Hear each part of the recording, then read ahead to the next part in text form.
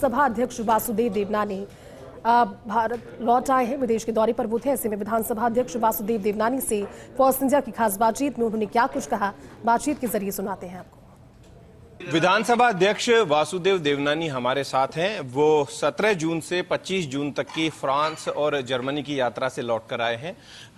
वहां क्या खास रहा, उनके कुछ संस्मरण भी है और कुछ ऐसी बातें हैं जो हमें भी अपने जीवन में उपयोग में लानी चाहिए। सरकारों को भी उनके सुझाव हो सकते हैं।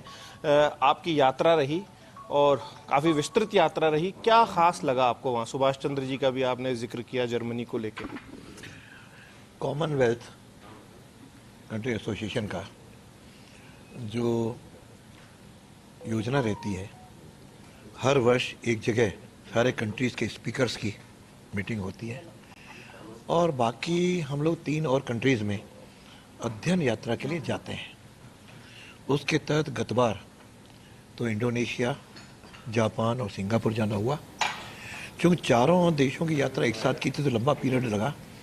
इस बार 2 यात्राएं अभी हुई हैं, 2 इसके बाद जाना होगा। इस बार फ्रांस और जर्मनी में जाना हुआ।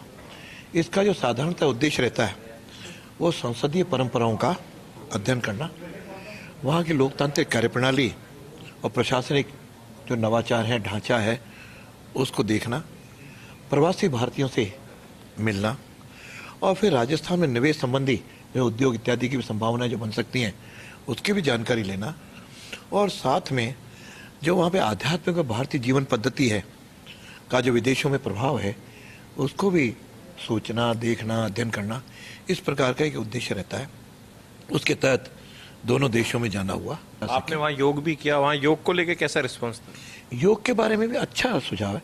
वहाँ केवल योग जो है, हालांकि उसको भारतीयता की देन तो जानते हैं, लेकिन वहाँ के लोग स्वस्थ रहना चाहते हैं। अब जैसे मैं जर्मनी की करूँ, जर्मनी में लगभग 90% लोग साइकिल पे चलते हैं।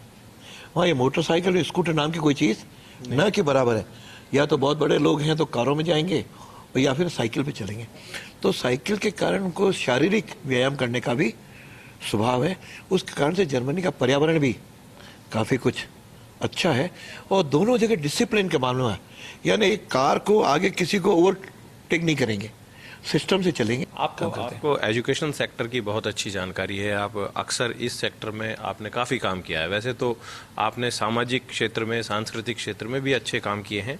तो वहाँ एजुकेशन को किस तरीके से देखते हैं आप? जर्मनी की, भारत देश की, या और क्या कुछ सुधार हो सकते हैं जिन्हें लेकर आप प्रेमचंद बैरवा जी से या फिर मदन दिलावर साहब को अपनी एक एडवाइस दे सकते हैं? देखो, स्कूल एजुकेशन तो बहुत ज़्यादा नज़दीकता से नहीं देखना जाना हुआ, लेकिन कॉलेज और यूनिवर्सिटी एजुकेशन निश्चित रूप से वहाँ पर प्रोफेसर्स का बहुत स्टडी करके नवाचार करने का स्वभाव अधिक है। ये मैंने एक तो सिंगापुर में देखा, जहाँ के प्रोफेसर भारतीय भी वहाँ हैं, लेकिन वहाँ 18-18 घंटे, 16-16 घंटे काम करते हैं और अपने नित्य नए नवाचारों की ओर ध्यान देते हैं और अपने विद्यार्थियों को भी उधर उनको अग्रेषित करते हैं।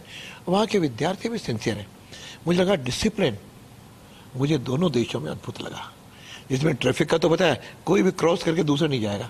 सिमिलरली विद्यार्थी भी टाइम से, टीचर का अनुशासन से, टीचर भी बिफोर टाइम तैयारी, ये सारा वहाँ पे जो कल्चर दिखा, मुझे लगता है उस कल्चर को यहाँ भी बढ़ाने की आवश्यकता है। हालांकि यहाँ भी कुछ इंस्टीट्यूट में IIT इत्यादि संस्थानों में कुछ हद तक है, लेकिन उसको और बढ़ाने की आवश्यकता है।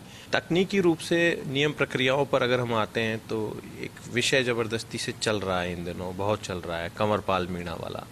राज्यपाल के पास जाने की बात कर रहे हैं और ये राजनीति इसमें चल रही है। तकनीकी नियम कानून प्रक्रियाओं की मैं बात करूंगा, क्योंकि राजनीतिक व्यक्ति तो आप है ही नहीं। सभी पार्टियों को संरक्षण देते हैं, हर पार्टी के लोग आपसे मिलते हैं और आप तो विधानसभा अध्यक्ष हैं, संवैधानिक पद है। देखो, लोकतंत्र की यहाँ व्यवस्थाओं के अंतर्गत उसको अपील करने की उसका अधिकार है। उसने अपील किया है। मतलब राज्यपाल सभी संदर्भों को, परंपराओं को, नियमों को देखते हुए इस पर कोई अपना अगला स्टेप उठाएंगे। उनके जो निर्णय आएंगे उसके अनुरूप विधानसभा को क्या करना है उस समय तय करेंगे। तो वासुदेव देवनानी विधानसभा अध्यक्ष लौट कर आए हैं, तो और संसदीय परंपराओं की जानकारी की बात इन्होंने कही है कि किस तरीके से दोनों देशों में अंतर है, तीनों देशों में अंतर है और किस तरीके की कार्यप्रणाली है। और इसके अलावा सबसे बड़ी बात यह है कि वहाँ की संस्कृति से रूबरू हुए हैं, राजस्थान की संस्कृति के बारे में बताया है और प्रवासी राजस्थानियों से संवाद किया है और राजस्थान के लिए भी कुछ सुझाव जो है वो भी उन्होंने लिए हैं, वो सुझाव सरकार को वो देंगे। तो ये थी खास बातचीत। कैमरा पर्सन विनोद गोस्वामी के साथ ऐश्वर्य प्रधान, फर्स्ट इंडिया न्यूज, जयपुर।